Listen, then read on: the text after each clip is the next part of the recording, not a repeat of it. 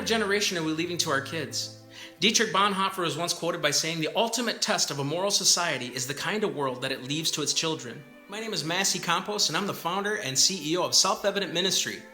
We're an educational outreach that is focused on teaching the biblical heritage of America, our founding fathers, the Declaration of Independence, the Bill of Rights, the Constitution, and coupling it with the gospel of Jesus Christ, because without the gospel, those documents make zero sense. I'm a first-generation American, as both of my parents are from Mexico and have a small church that they pastor in Mathis, Texas. In 2001, I became a Christian. Shortly thereafter, I became a minister of the gospel, and I traveled with a ministry for 12 years in public schools, sharing our testimonies. I kept hearing separation of church and state. I kept hearing that God isn't allowed in the public square. Then in 2004, I met a gentleman named Michael Anthony Perutka, because I had been praying for a long time to how to apply my faith in the civil realm. Michael Perutka taught a course on the Constitution, and it radically changed my life. I started to understand that the Bill of Rights weren't written against me as a preacher, but they were written against the federal government, who becomes tyrannical if unchecked. If you remember, John F. Kennedy once stated, "Our rights come not from the generosity of the state, but from the hand of God." Why? Because if man gives rights, he can then equally take them away. If man is right, God is not. We all know from the Bible that that is not the case. Man is fallible. We are sinful in nature. We can never be perfect. But through the grace of Jesus Christ, we can change to be perfected in Him. And that is the hope we wanted to give to people. But we also wanted to give people hope that as this country was founded on biblical principles, we have to get back to those principles.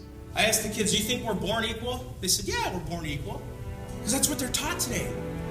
Thomas Jefferson told Benjamin Franklin, each word, Dr. Franklin, was specifically chosen for a purpose in this declaration. Look what he says. All men are created equal. Where does he say life begins? Why are we debating abortion in the first place in this country? It's right here. Your documents say it. Your state constitution acknowledges Almighty God. We're going to get into that too, okay? It says that they are endowed by their Creator. There is a God with certain inalienable rights. Our rights come from Him, right? And among these are life, liberty, and the pursuit of happiness. I go into a little discussion about the pursuit of happiness and what that meant. Today, that to secure these rights, governments are instituted among men. So what is the purpose of government? Is only to secure my rights. That's all their function is. All men have a natural and indefeasible right to worship Almighty God according to the dictates of their own consciences.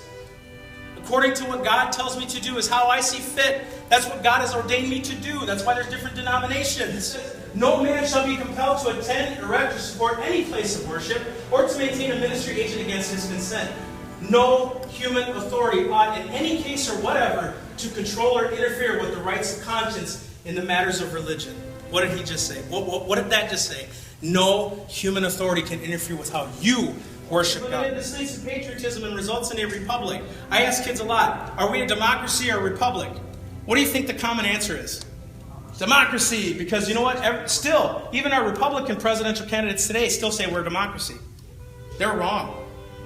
We were founded as a constitutional republic that are democratically elected officials to uphold constitutional law. Do you guys know what a patriot is? In 1828, it's defined as an upholder of dying laws. Right? And if you guys do that, you are a patriot in my book, friends.